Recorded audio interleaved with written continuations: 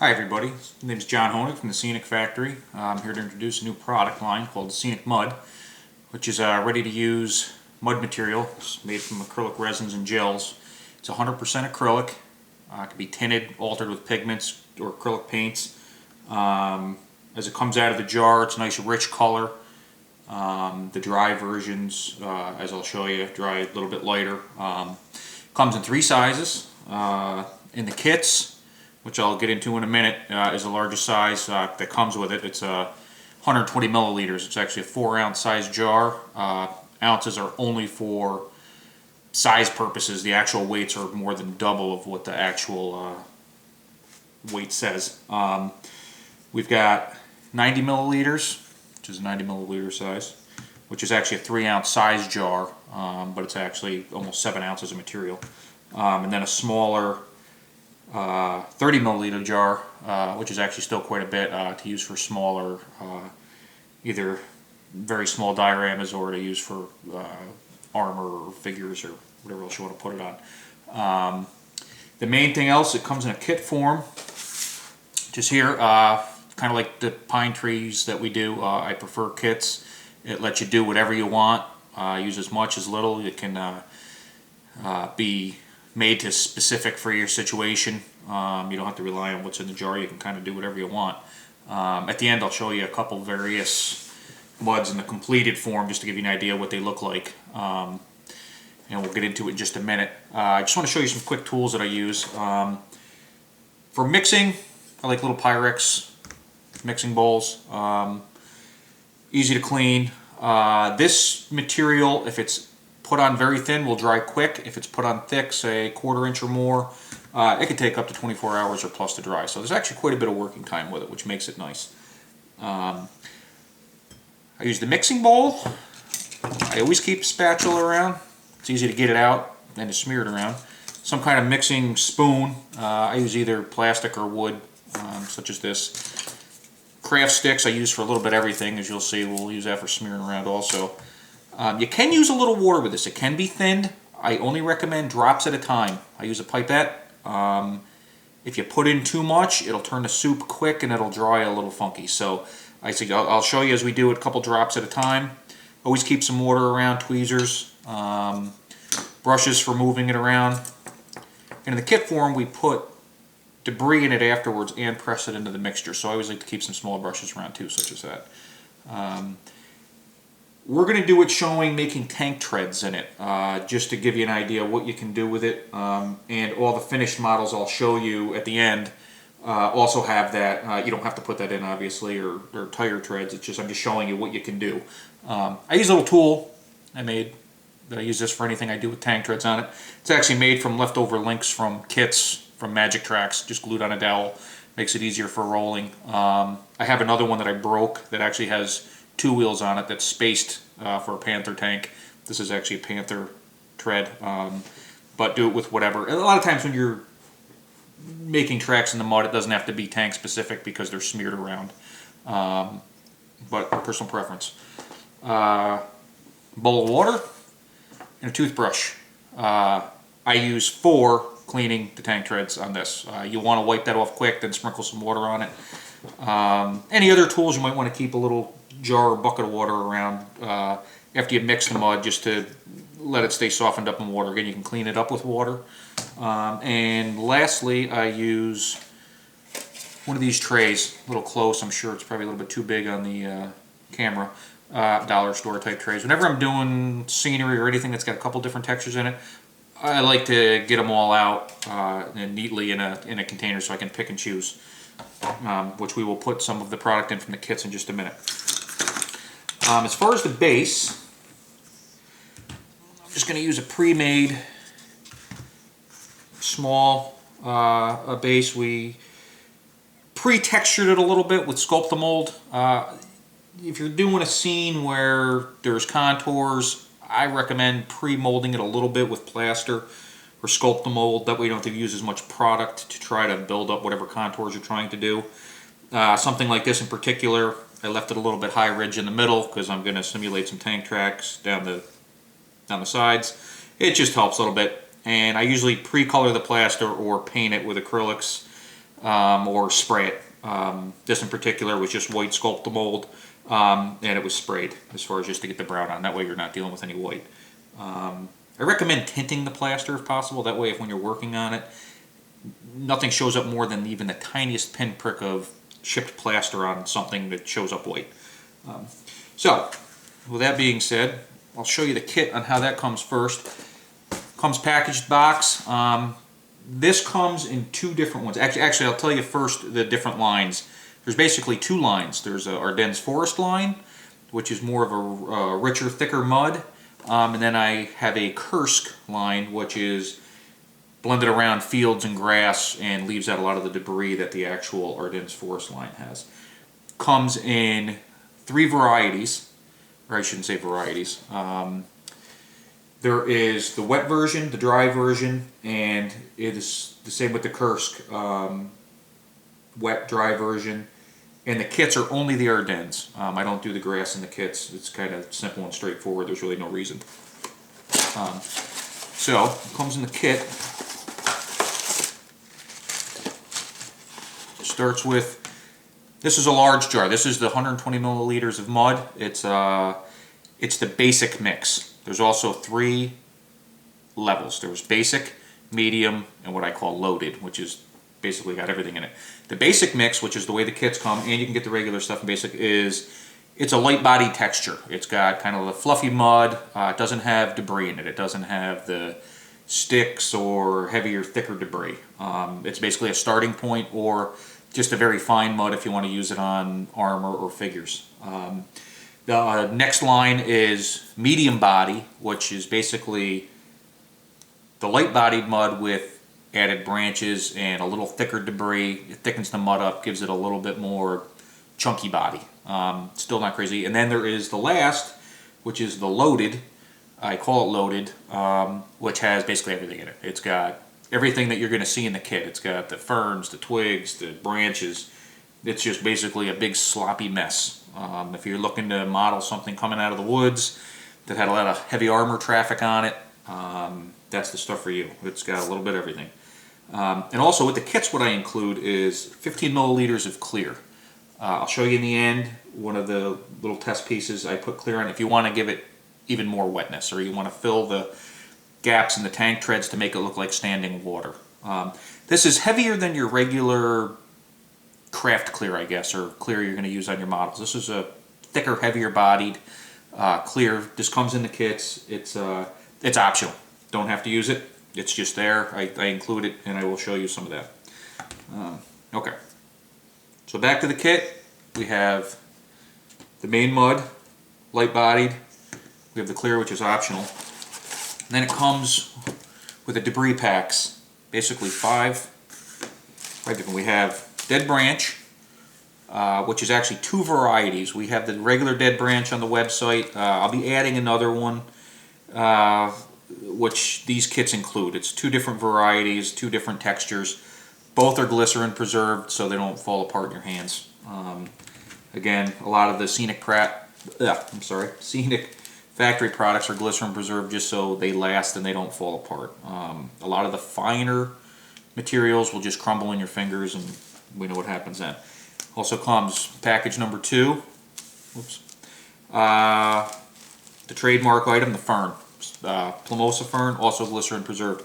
These are not as big as pieces as you buy in the tree kits or in the small packs. These are more chopped up pieces meant to be in mud crushed up. There is a pack of moss. This also glycerin preserved. This gives it a little extra body texture, thickens the mud up, and also all of these, as you'll see when I show you the tutorial, I don't put it all in the mud at once. I usually do a third of it, maybe a half of it, and then in the end you take all this product, if you want to see color, and actually press it in the mud after. Half bury it, half not bury it. Gives it a lot of nice texture and actually gives you a little breakup of color. Also includes bag of twigs, small chopped up versions of our twig stick material, and also bag of pine sticks, smaller versions of what we have. Nothing different than anything you can find out in the woods. Just some people don't have access to it, so to make it easy, it's included. or if you need them to add a little bit of added texture. So, without further ado, what we're going to take is our tray here of stuff, and we're going to start by just setting out some materials. Makes it much easier. So in each compartment, we'll put something. And again, whatever you don't use, it's easy to pick out of these and put back in the bags. You can use them as other parts of the diorama. I try to keep things plentiful. I've never heard of anybody running out of anything. So if you have stuff left over, you can use it elsewhere. And it just so happens I luck out, there's 5 packages and 5 compartments on these particular trays. So now once we get started, you want to get rolling a little bit. Like I said, it's actually got a very slow drying time the thicker it is. But then again, I don't recommend putting it on super thick, as you'll see. Okay, here's our pile of stuff. We're going to set that off to the side a minute, and we're going to prep our base. Okay, to do the initial mud, put it on whatever way you feel comfortable. I like to gloop it on, use a spatula to get the general shape. And like I said, we're doing tank tracks on this, so we will come in and do that relatively soon. Another thing on all these jars, just to keep them sealed tight, they all come with shrink seals on them, so you'll have to cut those open. After you use it, it stays fine in the jar, just you have to make sure that the jar is tight, because like anything, it'll dry out. You can rejuvenate it if it dries out a little bit too much for you, or after a little bit of while it's a little bit thicker than you want, but you want to do it with drops of water. Never just pour water into it and make a soup. Drops go a long way. Okay.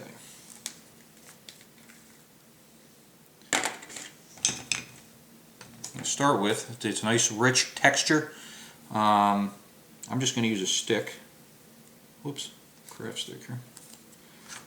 Sorry, I'm going to put it in our bowl.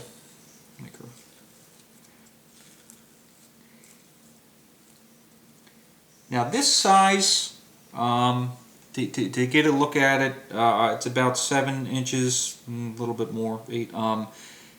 This can be done, as I'll show you on some that are already done, with less than 90 milliliter jar. This is a big jar, but for the tutorial purpose, I'm going to mix it all up. We're going to have a bunch left over. Just to make it easier, just so you can see, but you could do a much bigger area than this. Okay, and here's our starting point. Put it in the jar. Now, what I like to do, put that off to the side a minute,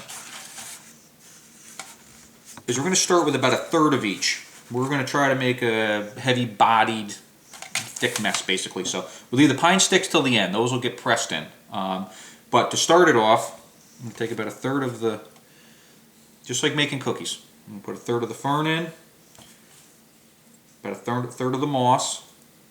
And you can stir this up as you go. It doesn't really make much difference. I put it in the beginning, and the mix is fine. And then, you know, dead branch, stick material. And I'm not going to put a lot of this in yet, the actual twig stick material. We're going to get it mixed up first, see how our contour is. But that's basically how we start. We start with a little mixy mess. Now you're going to want a stiffer spoon for this. Craft stick doesn't work as good. So first I'm going to get it touched so it doesn't fall out of the bowl. And then basically start to mix it together. You don't have to get crazy with it, you just want to make sure everything's mixed a little bit equally to give us a starting point.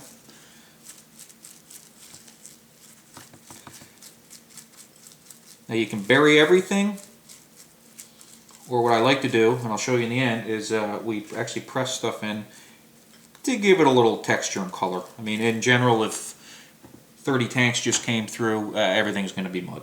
There won't be any different texture, but I'm going to show you how you can do it and leave a little texture out and a little color. Looks cool. Alright, so now we will start. I'm just going to put it over. I'm going to put it on a little bit thicker here. Again, this will actually stretch farther than it looks.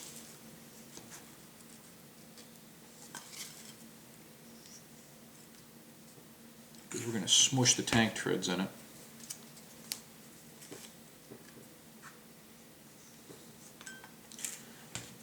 I'll take the spatula.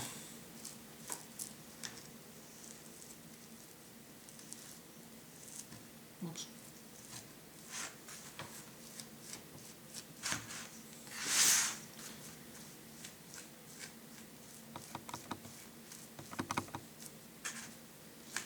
I get it covered first, and then we'll start shaping it. Now at this point you're going to lose a little of your texture.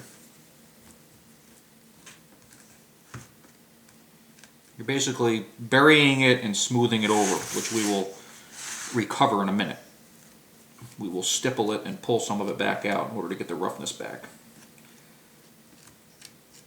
But what I like to do now, keep it medium where the treads are going to be, because we want the mud to actually push up, whereas we won't use as much in the middle. So you can see how some of the sticks will be popping up.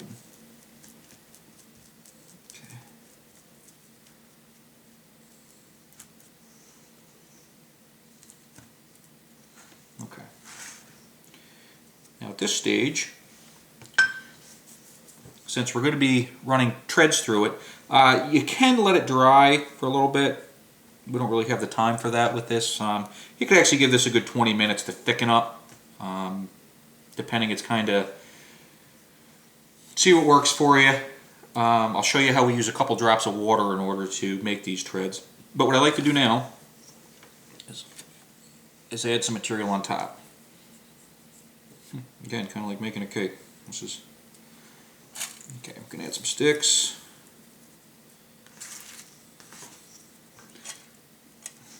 Some dead branch.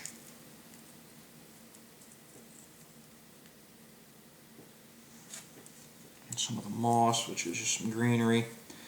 And again, this also depends on season. Obviously, if you're doing a total winter scene, you're not going to see as much greenery, but if it's coming out of a pine forest, you will see the fern or the imitation pine.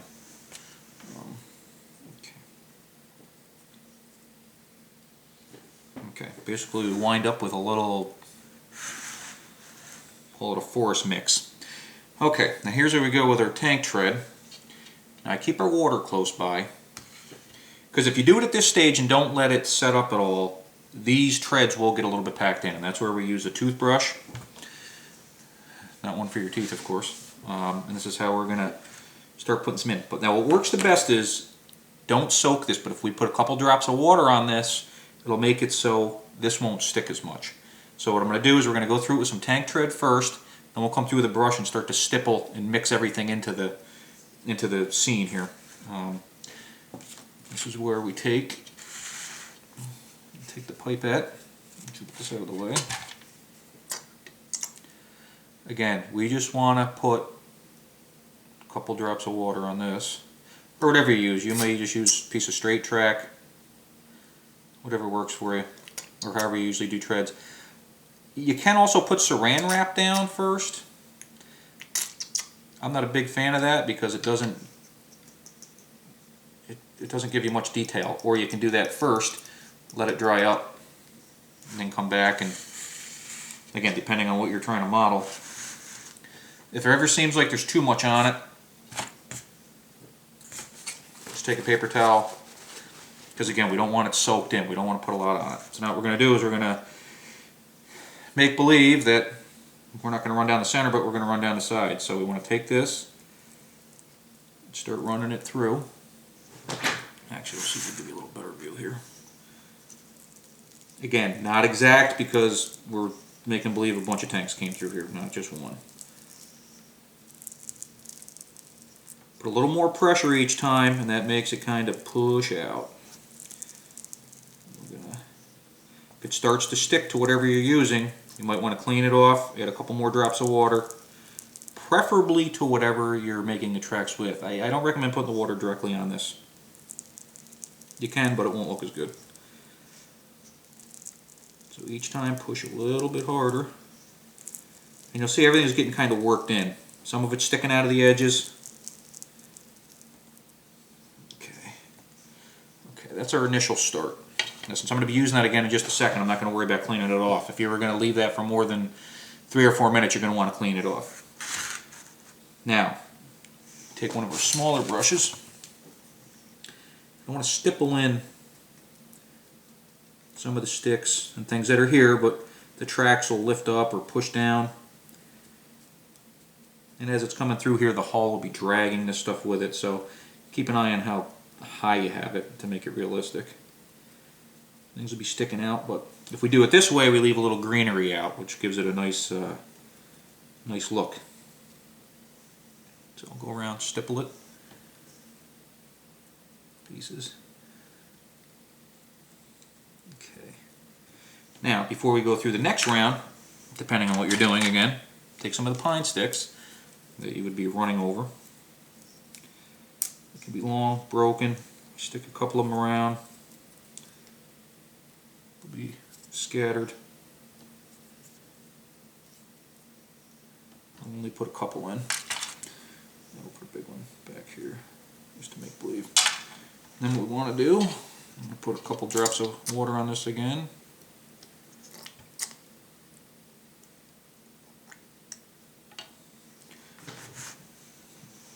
A little too much, so we'll take some of it off.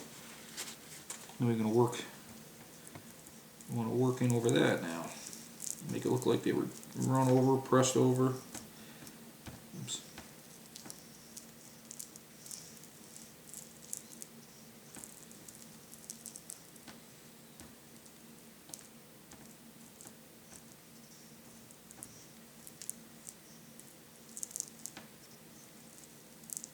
Now some of these would be a little bit more broken. I'm not going to get into that right now. We want to snip those little pair of needle nose pliers to make it look like a tank tread, snap them up. Okay, go back. Oops. I'll muddy it up a little. Because when it's dry, it'll look different. It's going to blend in when it's dry. This one we're going to leave in the center to make it look like it got driven over. Okay, oops. Hopefully my head wasn't just in the way. Now here's where you got to decide if you want more debris or not. Now for what we just put in there to make this, again, we still have a lot left over. So you could have doubled this amount, you could save that, do it for something else. Again, quite a bit is included, so you can make sure you do whatever you want. Now what I'm going to do is I'm going to clean up my wheel while I give that a second to set up. And I do that with just a little thing of water in my toothbrush here.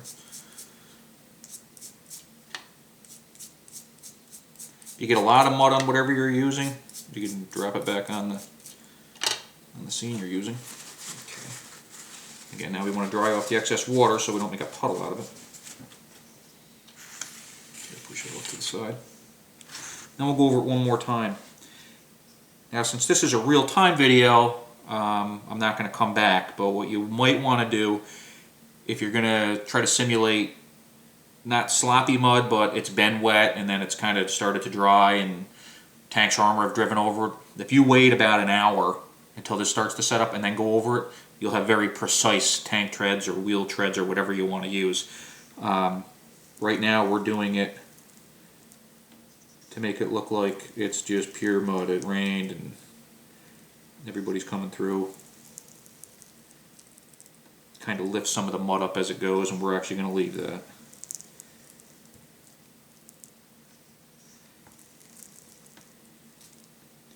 Now right here isn't too deep. If this mud was a little bit deeper, which it should be, that stick would push in a little bit more. Now we get an area like this, and we want to make it look even deeper yet. Just keep moving over a little bit, take a little bit more mud with you, and it'll squish it out the sides and make it deeper. Give it a little twig back though. Same with this side. It smushes out just like the real thing. Okay. Now, when you're happy with it, like this, I want to get the stick down a little bit more. Looks like it popped up. Okay. Alright, that's what we're going to run with for the tutorial here. Hopefully you can see this good. But to give you an idea, quick, effective. Again, there's plenty more debris. You can keep adding it. You can keep adding it on top. You can make it look like it was muddy before, but not anymore. And actually add fresh stuff on top. Again, here you can run vehicle tracks, footprints, whatever your heart desires on it. It's not too messy, but if you get it on yourself, it cleans up with water, so don't worry about it.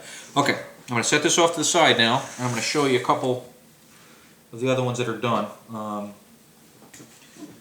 This is the exact same. I'll show you what it looks like dry, I guess. This is one that's done a week ago. That's what it looks like dry. It gives it the damp look. You can leave it like this, or this here is the basic mud. I'll put this off to the side. This is the basic mud. Oops, sorry. And this shows you the difference with clear. From here down, this half has got the clear put over it. Gives you the added wet look if you want, or it can stay like this. Another option is not to cover the whole thing with clear, but individually dab in the treads. It looks like it recently rained and the water is only holding in the actual deep tread parts now. That's that one. I have a little one here of the Kursk Field. This is the wet version, or damp version. Again, all these pictures are available on the website for under each product, just to give you probably a little bit more detailed view on the actual site. But that's totally dry. That's what that looks like. And then I'll show you this is Kursk Dry. These are together. That's what one looks like totally dry. Hopefully you can see the texture. This one, you can see a lot more of the grass in it. Pictures on the website you'll be able to see even closer. And this one is, you can kind of tell, it's kind of difficult on the camera, but this is the medium texture in the wet version. You can kind of see it's got a little bit more debris in it, a little bit thicker than the basic mud. Again, the only one that comes in kit form is, we call it the Ardennes Forest Wet. It starts off as the basic mud, but if you were to put just the moss in it and say some fern, you'd bring it up to this kind of thickness. This particular one has branch in it and moss to bring it up to the thicker stage. It actually doesn't have any fern in it, but again, with the kits, you can, whatever you want to do. You can make it thin, thick. It's totally up to you. I think that's going to conclude. Any questions, you can always email me. And again, on the website are the pictures that will show a little bit more closer up and detailed views. Thanks for watching.